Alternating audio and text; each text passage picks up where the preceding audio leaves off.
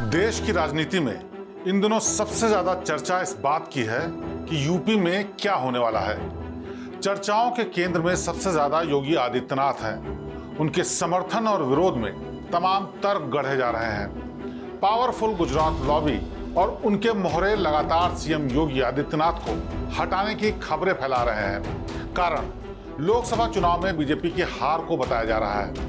नमस्कार, मैं हूं शिवेंद्र श्रीवास्तव और आप देख रहे हैं श्रेष्ठ भारत। लेकिन क्या यूपी में बीजेपी के हार के लिए योगी आदित्यनाथ जिम्मेदार हैं या फिर मोदी और शाह, जिनके फैसलों से बीजेपी को देश के सबसे बड़े सूबे में हार का मुंह देखना पड़ा?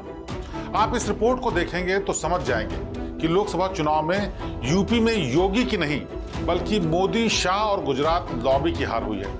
और यूपी में जब मोदी शाह की राजनीति हारी है तो भला क्यों हटेंगे बाबा? यूपी बीजेपी अध्यक्ष भूपेंद्र चौधरी ने लोकसभा चुनाव में हार पर अपनी रिपोर्ट बीजेपी आलाकमान को दे दी है। हार की जिम्मेदारी चौधरी साहब खुद ले रहे हैं। अब चौधरी साहब संगठन में होंगे बड़े नेता, लेकिन जनता में कितने बड़े हैं ये सब आप लोग जानते हैं। उधर विधानसभा चुनाव में अपनी सीट हार चुके डिप्टी सीएम केशव प्रसाद मौर्य हैं, जो दिल्ली से लखनऊ के चक्कर लगा रहे हैं, कभी अमित शाह के दरबार में तो कभी किसी संगठन मंत्री या महासचिव के दफ्तर में। उनका सूटकेस खुल नहीं पाता कि फिर लखनऊ से दिल्ली चल देते हैं। पिछले हफ्ते में 3 बार दिल्ली की यात्रा कर चुके हैं, लेकिन तय मानिए योगी को हटवाने का मंसूबा इतनी जल्दी पूरा होने वाला नहीं है, क्योंकि आंकड़े बताते हैं लोकसभा चुनाव में यूपी में मोदी, अमित शाह फेल हुए हैं, न कि योगी। भूपेंद्र चौधरी जैसे नेताओं की 100 पन्ने की रिपोर्ट कोरे कागज से ज्यादा कुछ नहीं है। अब ये आंकड़े देखिए। यूपी में मोदी सरकार के 11 केंद्रीय मंत्री थे, सभी चुनाव लड़े। इनमें से 7 केंद्रीय मंत्री चुनाव हार गए। केवल लखनऊ से राजनाथ सिंह, आगरा से प्रोफेसर एसपी सिंह बघेल, महाराजगंज से वित्त राज्य मंत्री पंकज चौधरी और मिर्जापुर से अपना दल की अनुप्रिया पटेल जीत हासिल कर पाई।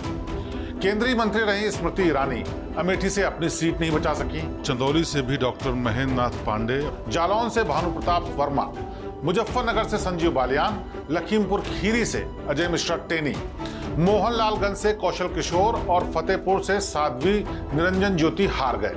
ये स्कोर है मोदी के मंत्रियों का।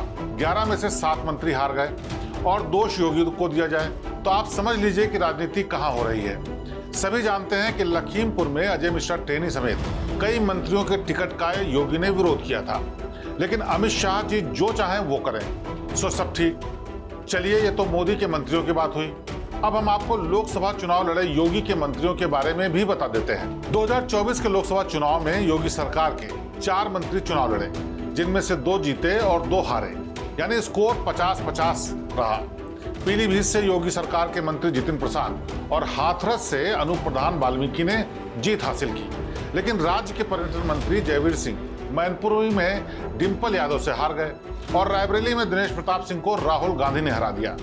योगी के मंत्रियों का स्कोर आपने देख लिया।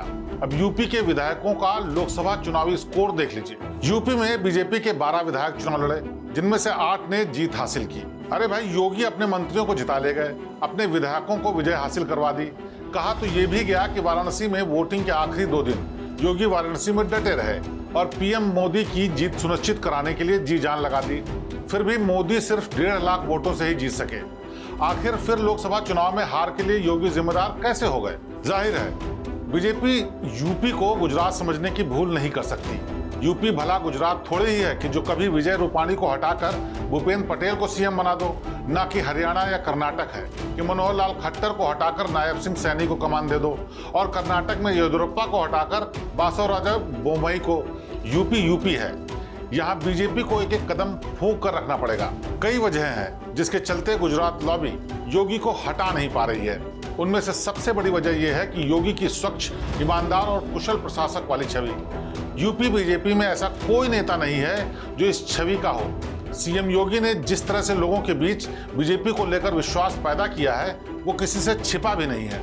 माफिया राज खत्म करके उन्होंने व्यापारियों और आमजन के जीवन में सुकून ला दिया है। हिंदू मुस्लिम के दंगे जो कभी हुआ करते थे, अब उनकी कहीं चर्चा भी नहीं होती। योगी राज में उपद्रवियों पर भी ऐसी लगाम लगाई गई है कि वो बिल में दुबक गए हैं। लिहाजा यूपी में बीजेपी के पास ऐसा कोई नेता नहीं है जो इस तरह से सत्ता का संचालन कर सके। लिहाजा गुजरात लॉबी चाहकर भी योगी को सत्ताहीन नहीं कर पा रही है। कानून व्यवस्था ठीक कराने का सबसे ज्यादा फायदा महिलाओं को होता है। यूपी में योगी को अगर हटाने की जरूरत की गई तो आधी आबादी के इस वोट बैंक पर क्या असर पड़ेगा, इसे सोचकर भी बीजेपी सिहर जाएगी। खैर, हम बात कर रहे थे लोकसभा चुनाव में हार के लिए यूपी में जिम्मेदार कौन है। कुछ कारण तो हमने आपको ऊपर गिनाए, कुछ और देख लीजिए। यूपी ही नहीं, पूरे देश में चुनाव मोदी की गारंटी के नाम पर लड़ा गया। हर पोस्टर में मोदी शाह की तस्वीर लगी थी। यूपी में जरूर इसमें योगी भी थे, लेकिन सूबे के सबसे मजबूत नेता को उसके ही राज्य में किस तरह नजरअंदाज किया गया, ये अब किसी से ढका छिपा नहीं है। योगी ने लोकसभा चुनाव में अपनी पसंद के लिए सिर्फ 38-39 नाम दिए थे, लेकिन टीम अमित शाह ने उसको खारिज कर दिया। जौनपुर से चुनाव लड़ रहे धनंजय सिंह से मीटिंग अमित शाह कर रहे थे। प्रतापगढ़ में राजा भैया और मेरठ मुजफ्फरनगर में ठाकुर नेता संगीत सोम को उनकी पार्टी के नेता भला बुरा कह रहे थे। तो किसकी शह पर?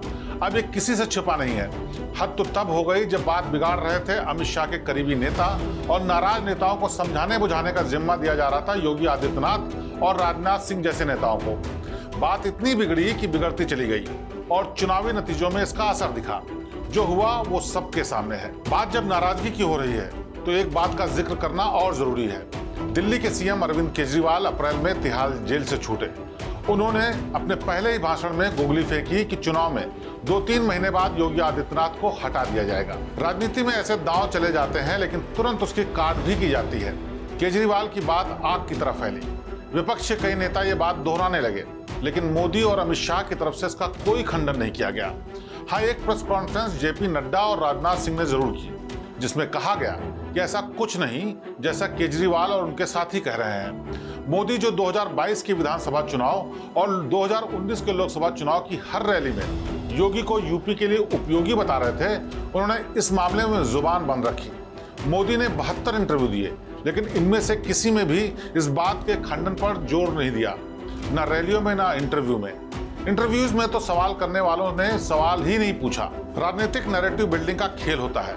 इस समय जो नैरेटिव बनाया जा रहा है उसमें किसी तरह योगी को हार का जिम्मेदार बताते हुए बलि का बकरा बनाने की कोशिश हो रही है। लेकिन योगी भी इतने कच्चे खिलाड़ी नहीं है। अगर यूपी में डबल इंजन की हार है तो जिम्मेदारी दोनों इंजनों की होगी, एक की नहीं। योगी ने 2024 के चुनाव में 150 से ज्यादा रैलियां की, दर्जनों रोड शो किए। उन्हें देश के कई राज्यों में प्रचार में लगाया गया, लेकिन उनके अपने राज्य में उन्हें नजरअंदाज किया गया।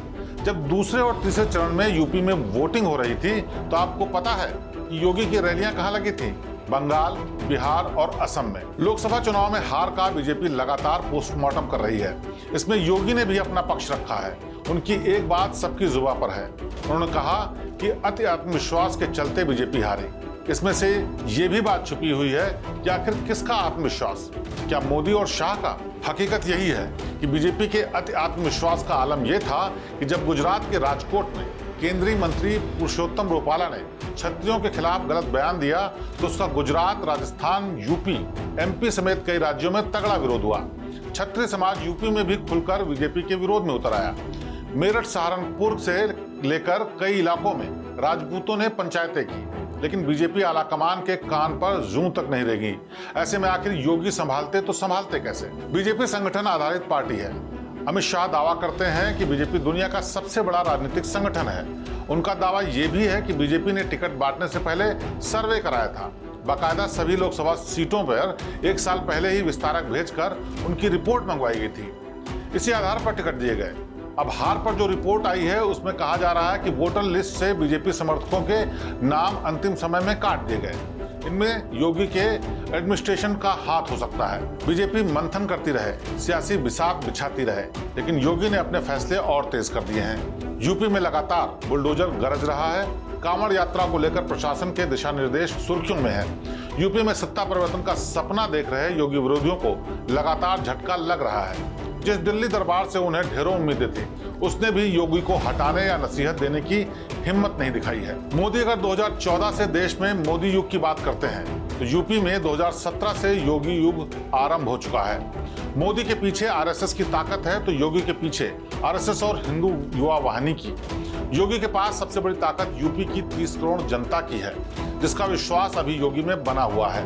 योगी को हटाने की 2 कोशिशें पहले भी हो चुकी हैं, लेकिन दोनों बार उनके विरोधी मुंह के बल गिरे हैं। इस बार अगर लोकसभा चुनाव में हार के पीछे उनकी पूरी गलती नहीं है तो फिर उन्हें किस मुंह से हटा पाएगी गुजरात लॉबी? कई सवालों के जवाब समय तय करता है। आपको हमारी ये रिपोर्ट कैसी लगी, हमें लाइक्स और कमेंट्स के जरिए जरूर बताइएगा। श्रेष्ठ उत्तराखंड पर खबरों से जुड़े रहने के लिए चैनल को सब्सक्राइब और लाइक करें, बेल आइकन दबाएं और देखते रहें श्रेष्ठ उत्तराखंड।